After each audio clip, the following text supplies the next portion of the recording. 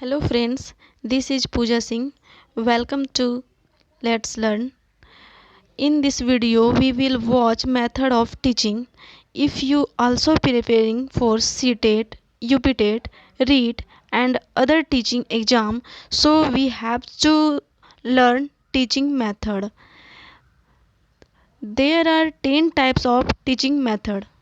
Let's see.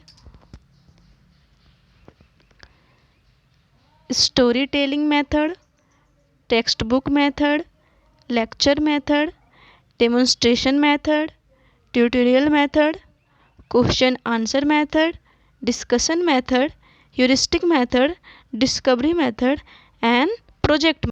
Story telling method यानी कि कहानी विधि 1 to 5th के बच्चे के लिए ये बहुत ही पुराना मेथड है। हम बच्चों को पढ़ाने से पहले कोई कहानी सुना के उनको कोई भी विषय में इंटरेस्ट उनमें लाते हैं।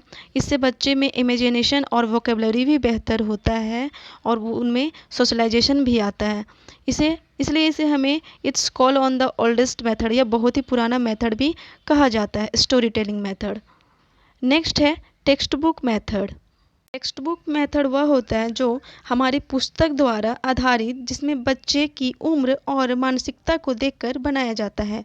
इसमें बच्चे स्वयं भी सीख सकते हैं। हम देखते हैं कि प्राइमरी क्लास के बच्चों को बुक में जितना लिखा होता है उसी के अनुसार से उसमें चित्र भी बनाया होता है, तो उनके उम्र का देख के ही बनाया जाता है। उनको कितने लेवल तक के हैं, कैसी उनकी नीड है, उसके अनुसार से बुक भी बनाया जाता है। तीसरा है लेक्चर मेथड यानी कि व्याख्यान विधि। इसे हम chalk and talk method, traditional method भी कह सकते हैं। इसमें ज़्यादा एक्टिव टीचर होते हैं, लेकिन हम लोग पढ़े हैं कि NCF 2005 के अनुसार से बताया गया है कि इस स्टूडेंट को एक्टिव होना है, टीचर एक्टिव नहीं। लेकिन इस मेथड में टीचर एक्टिव है। यह सिस्टम को भी अच्छा बनाने के लिए सिस्टमेटिक, लॉजिकल, इम्प्रेसिव होनी चाहिए। इसके बीच बच्चे प्रश्न पूछ सकते हैं। बेहतर बनाने के लिए, अगर हम इसी लेक्चर मेथड को बेहतर बनाने के लिए शॉर्ट पीरियड में ज़्यादा लोग तक पहुंचाना होता है। लेक्चर मेथड के कुछ खामियां हैं, जैसे ये boring, tiredness, learning by doing to against, मतलब करके सीखने के अगेंस्ट है। टीचर सेंटर्ड है, जबकि स्टूडेंट सेंटर, चाइल्ड सेंटर्ड होना चाहिए, लेकिन इसमें टीचर सेंटर्ड है। पैसिव लिसनर, जबकि बच्चों को एक्टिव रखना है, लेकिन इसमें पैसिव है। इसमें इंडिविजुअल डिफरेंसेस का ध्यान भी नहीं रखा जाता है। 5 ट्यूटोरियल मेथड। इसमें 2 प्रकार के ग्रुप होते हैं, 2 प्रकार के ग्रुप में बांटा जाता है, एक होमोजेनियस और एक हेट्रोजीनियस। होमोजेनियस मतलब सेम, इसमें लगभग एक जैसे बच्चे होंगे, और हेट्रोजीनियस में यहाँ अलग अलग प्रकार के बच्चे होते हैं। 6 क्वेश्चन आंसर मेथड यानी कि प्रश्न उत्तर विधि। इस मेथड को सुकरात ने दिया था।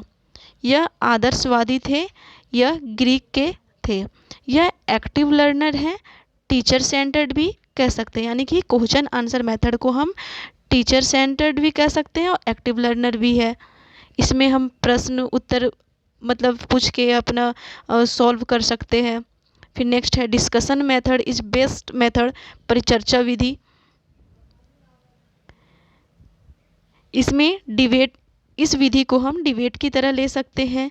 इसे ओपन एंडेड भी कहते हैं। लीडरशिप, टॉलरेंस, दूसरे की बातों सुन पाते हैं, तर्क शक्ति बढ़ती है। ह्यूरिस्टिक मेथड यानी कि अन्वेषण विधि। इस मेथड को आर्मस्ट्रॉन्ग ने दिया, H.E. आर्मस्ट्रॉन्ग ने दिया था।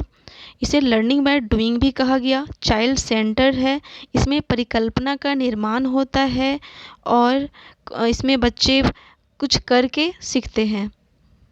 प्रोजेक्ट मेथड यानी कि प्रयोजना विधि। इस विधि को W. किलफोर्टिंग ने दिया था। इसे प्रोग्रेसिव एजुकेशन भी कहा जाता है। इसमें बच्चे ग्रुप में वर्क करते हैं और समाज के लिए भी करते हैं, और ये भी मेथड चाइल्ड सेंटर्ड होता है। नेक्स्ट है लास्ट डिस्कवरी मेथड यानी कि खोज विधि। किसी भी पार्टिकुलर चीज़ों को खोज करना, जैसे कि हम बच्चों को चिड़ियाघर वगैरह भी ले जाते हैं, तो बच्चे डिस्कवरी मेथड के द्वारा लर्निंग करते हैं। And other teaching method is role play and